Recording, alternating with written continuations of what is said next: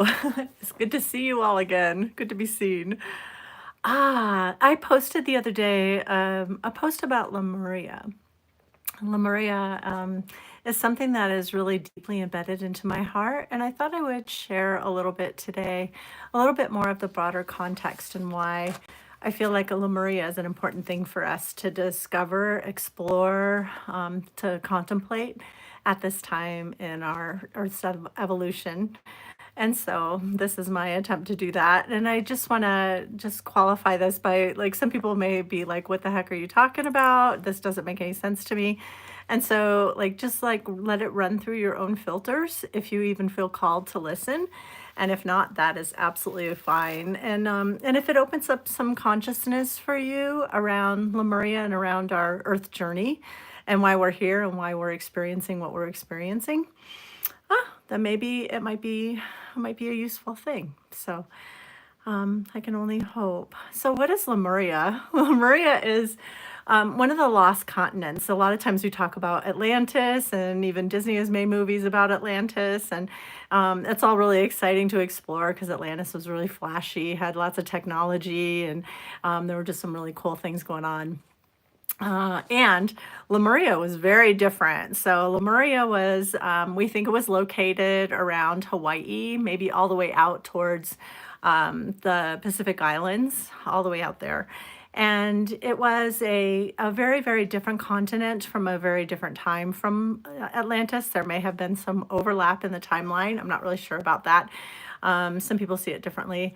But Lemuria was very much like to me, like the land of aloha. It was very, very communal and spiritual and soft and lovely, very feminine, and had a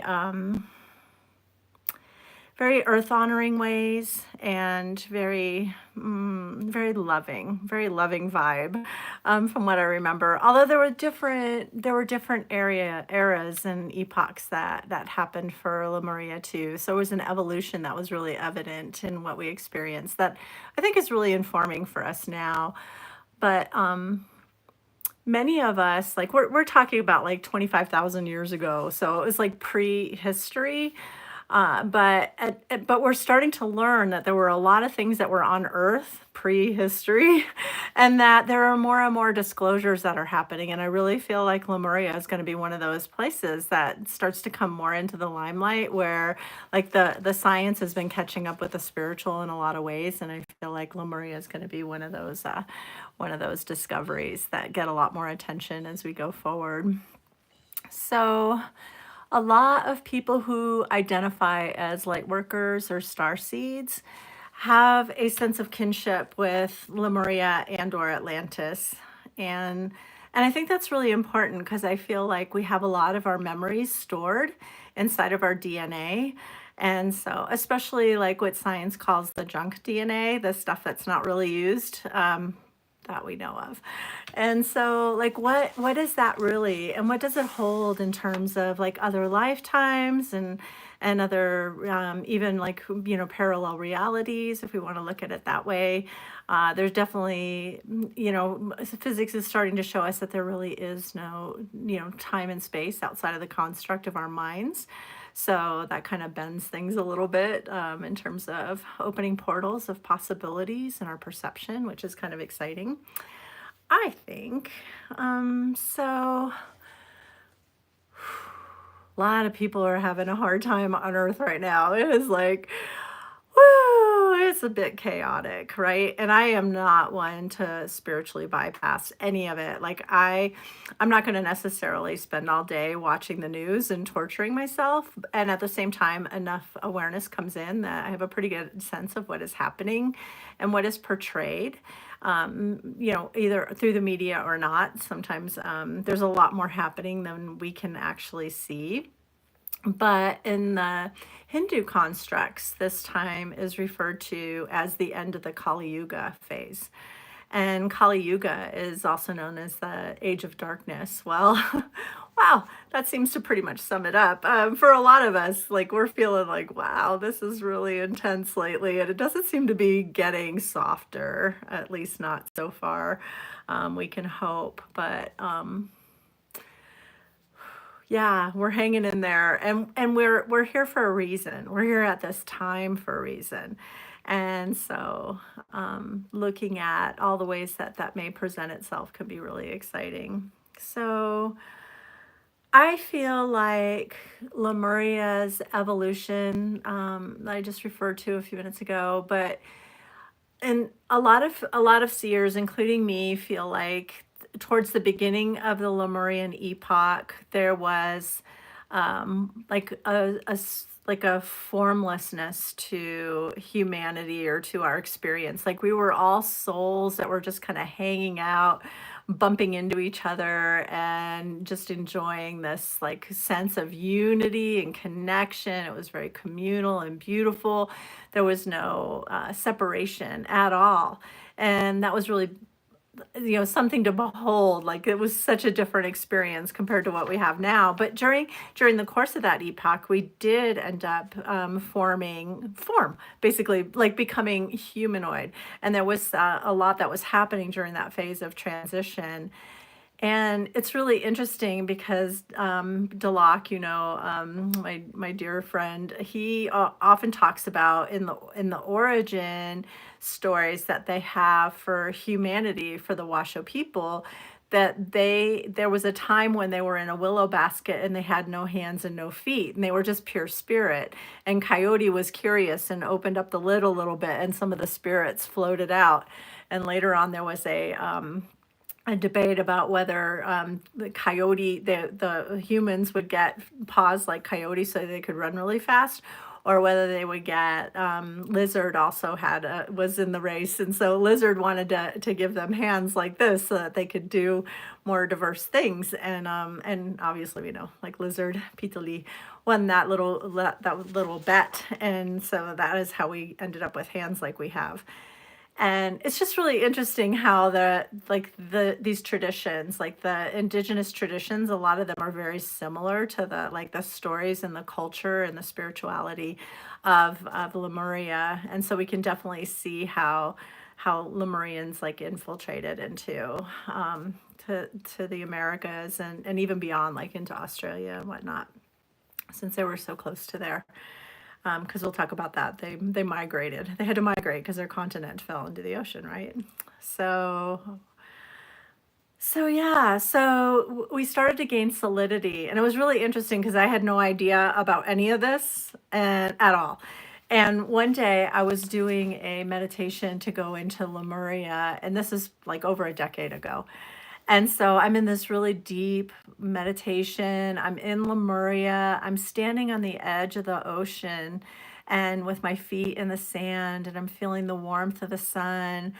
And all of a sudden, I look down at my feet, and my feet become droplets of water, and they begin to like go into the ocean. All these little droplets are moving of their own volition and going into the ocean. And so, like, gradually, my body is just disintegrating into water and going into the ocean until I become one with the ocean.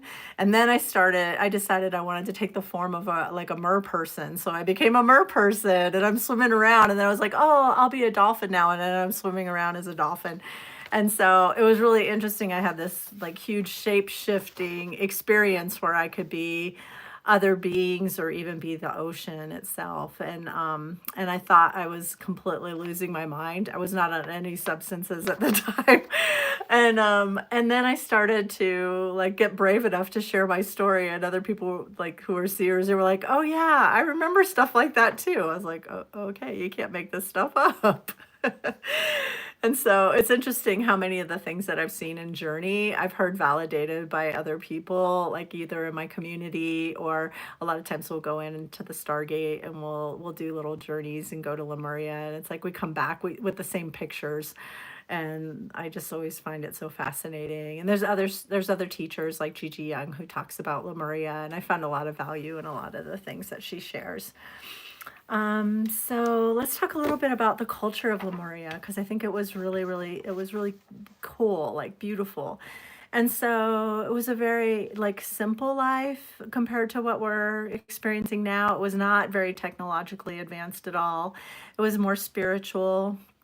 And then like the culture gained more complexity as we went. I see The females in the culture seem to hold more of the spiritual wisdom, and they were more of the spiritual leaders of the community. And so they were the seers, the ones with the psychic sense. And so they would go into journey and they would be able to see like where the fish were moving in the ocean and help guide the men to like where they would take their canoes to go fishing to provide for the families. And so they really worked together in close partnership, but the men were actually the camp cooks and such, and which I think is really interesting how that's kind of flipped. But there was much more of a feminine principle there, and a softness that we've definitely lost to some degree.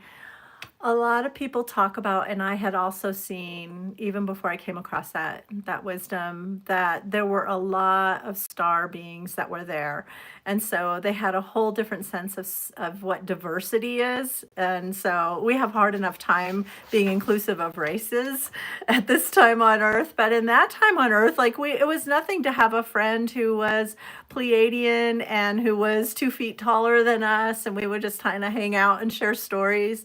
Cryon says that the Pleiadian mothers donated like their DNA. They gave birth to hybrid, to hybrid human Pleiadian children, and that feels really right. But the Pleiadian women would come and they would be like the spiritual teachers for the women's communities and lead sacred circle and teach them. Like they brought wisdom from the stars about healing, about spirituality, about ceremony and ritual, and about how to live in harmony with nature. And through those gifts, they also had shared, had shared their DNA in a way that upgraded our DNA. And Greg Braden talks about that a lot, about how there was some kind of an intervention on humans' DNA at some point that changed it, so that we may be having more discoveries around what the evolution of humans looked like. I know that's probably pretty controversial to say, but I'm really excited to see what may come out about that.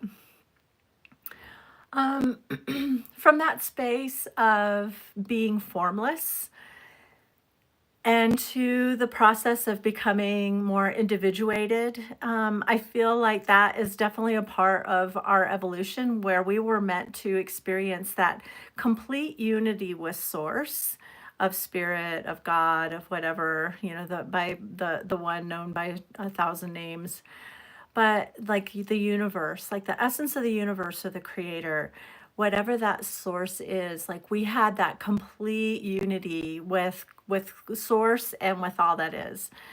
And so we went from that to a process of becoming individuals, of having our own bodies, which, from my shape shifting vision, I saw like there was an evolution in that where where we were blending in and out of solid form, and where we got the opportunity to experiment in some ways.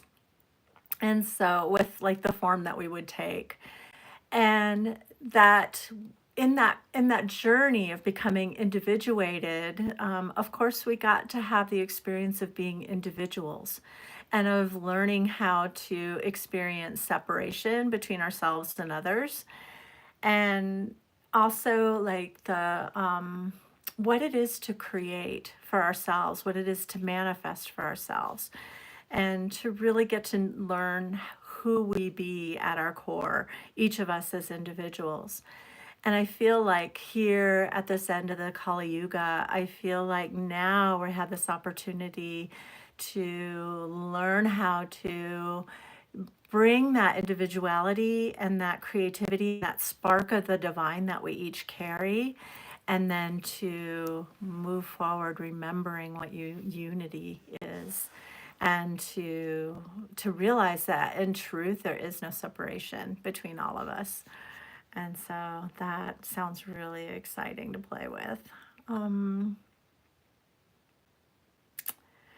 so a lot of us have seen how the Atlantean epoch, which I feel like we are still very much in or are replicating on some levels, repeating.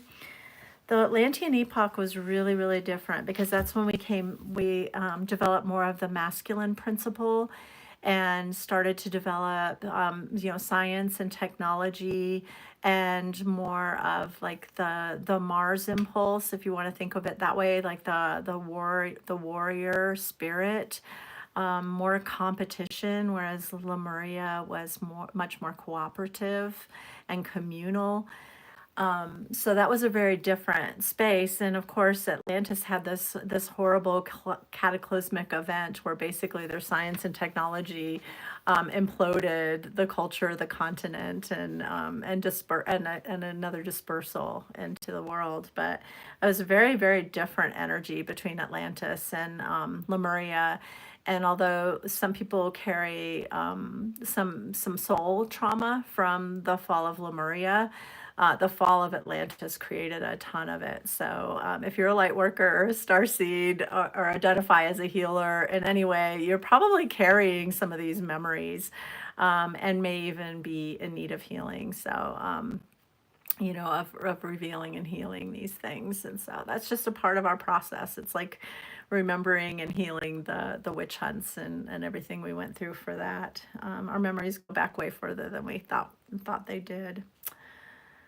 But I do feel like we are slated to come back into more of a Lemurian essence and of the feminine principle of cooperation versus competition, of returning to earth honoring ways and to having more spiritual lives, of being more loving and full of unity consciousness. And so I feel like the Lemurian lessons bring a lot of beauty in that way.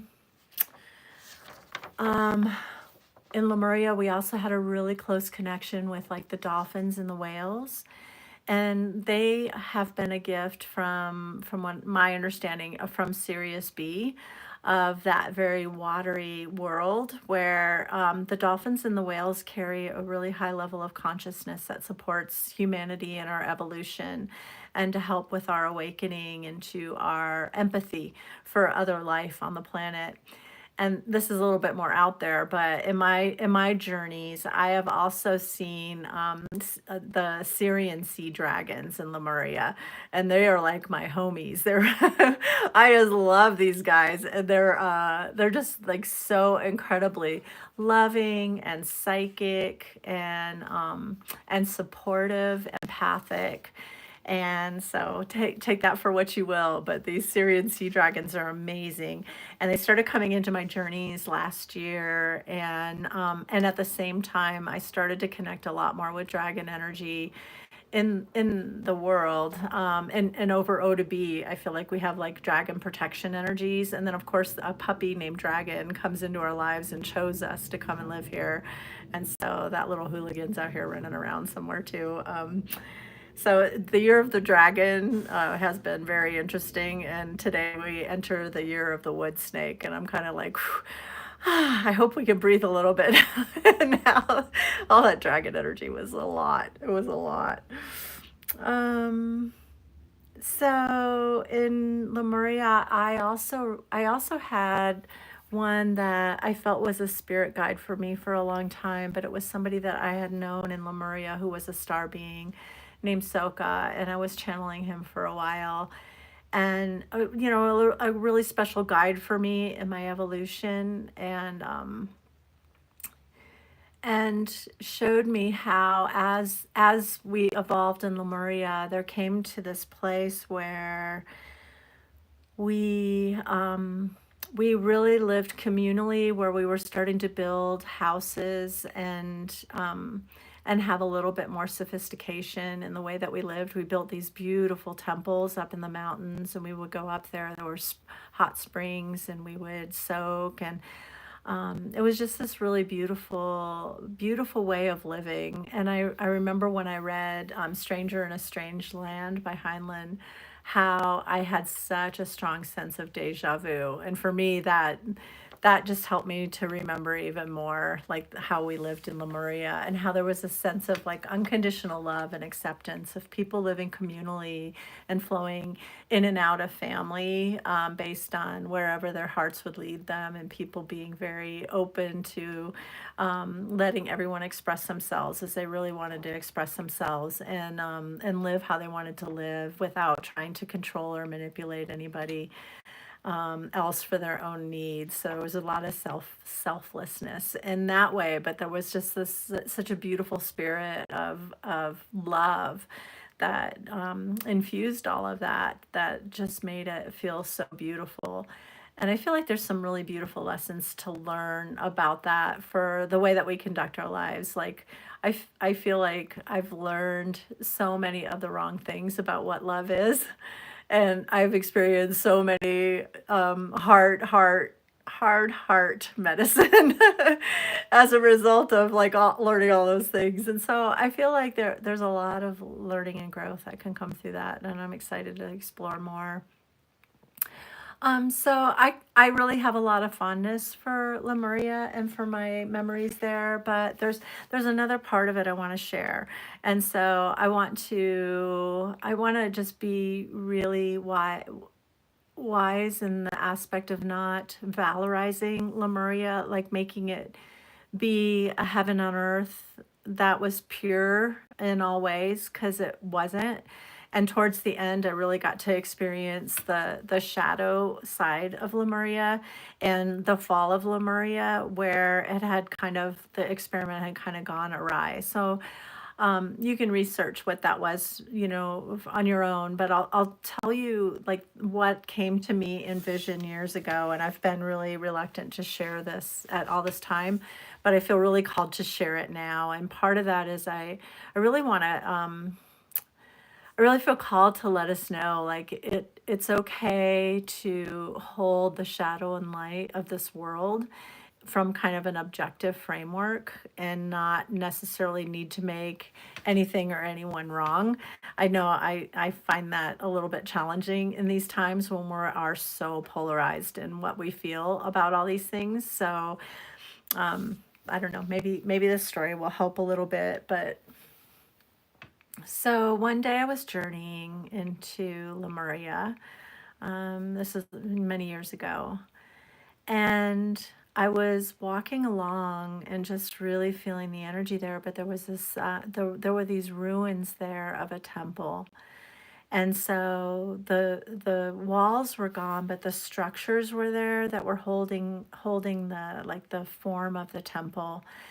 And on the inside of the temple, there were a whole bunch of like concrete. They almost look like coffins, sarcophagus, but they were in a spiral, and where they were all pointed in towards the center of the circle and then revolving around the outside of the circle. And it looked like a very ceremonial space, and I got really curious about what had transpired there. And so I really asked my guides to show me what I was meant to see in that space. And what I saw was one of the darkest things that I'd had to face in Lemuria specifically. I've seen other things other places, but there I saw, a time when there were these temple keepers that were men primarily, and they wanted to achieve some sense of dominance over these women who had a high degree of psychic capacity. And they wanted to learn how to harness that energy.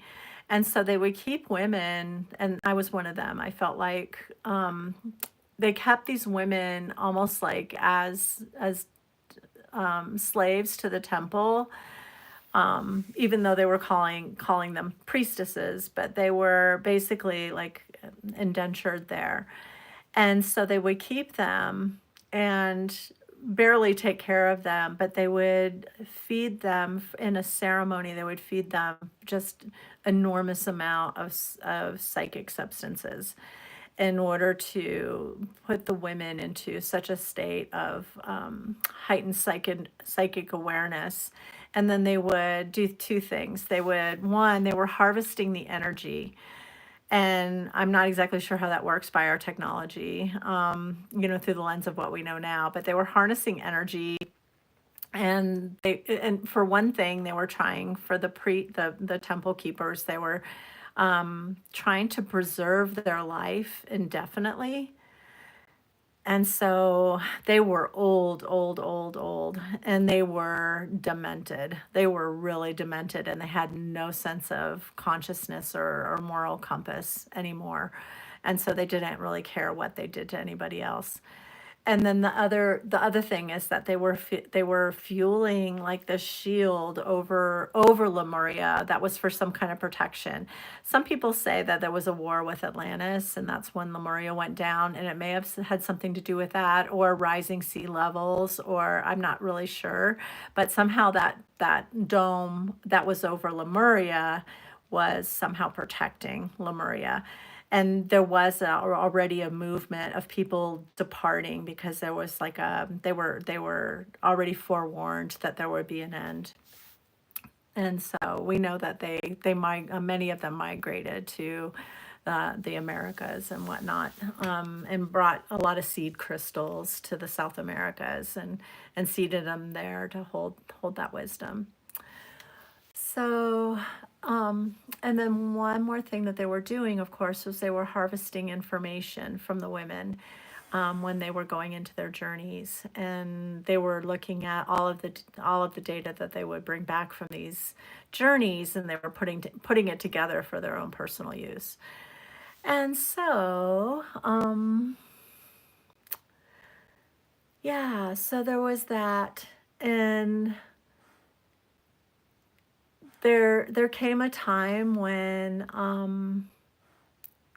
the priestesses had to rise up and speak the truth about what was happening and stop the ceremonies. And because so many of the women had died from the malnutrition, from being poorly kept, from being psychotic, from too many journeys and all the things. And so some from what I saw in my journeys, that was part of the demise of Lemuria, and that the shields came down, and that the sea rose, and that there were actually, Cryon says that there were people that were left on Lemuria when it went down, and that they're carrying a lot of the trauma because they didn't leave either by their own volition or they didn't make it out in time.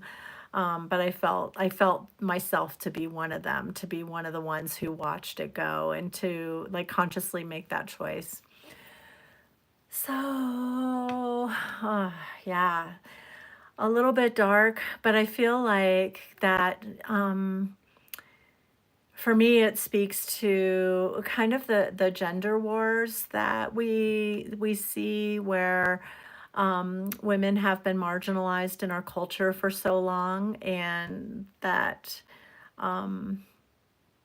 so that is a theme that, and then of course with Atlantis, it flipping over to a more masculine principle, and that like part of our evolution back into honoring the feminine is for we the priestesses to come back into our power and to use our gifts in a way that serves the whole instead of just for self gain.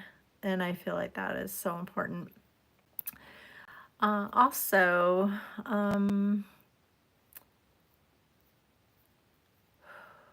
there's a piece in there that is about magic and how magic and manifestation were such a pure expression of creativity, and how those energies somehow became like compromised. And so those temple keepers were using that for ill will, for their own personal gain, and how that led to like the fall of civilization, and how as we reemerge back into the feminine principle and into earth honoring and empathic honoring ways of coexisting with other life on the planet in a spirit of cooperation, how our potential to regain like the essence of magic could be really, really beautiful. And then finally, I feel like that quest to live forever there's a metaphor in there around what it is to give away our humanity. And in this, I mentioned in my last video about transhumanism and this movement that we could very much be in peril should we give away our humanity. We are not meant to live forever. Death is just as sacred to our life cycle as the whole experience of birthing and life. And so I think it's really important to be aware of what our values are and how we want to show up in ways that, really honor the spirit of integrity and purity of our form. And there are some really beautiful gifts that come from science and being able to repair our bodies as needed. But there's other things that can be done that would impair our consciousness, and that may not necessarily be in our best interest. And so, hmm. So I would just love to welcome, if you've hung in this far, I'd love to welcome your thoughts about Lemuria or your experiences there. We had some really great shares on Facebook.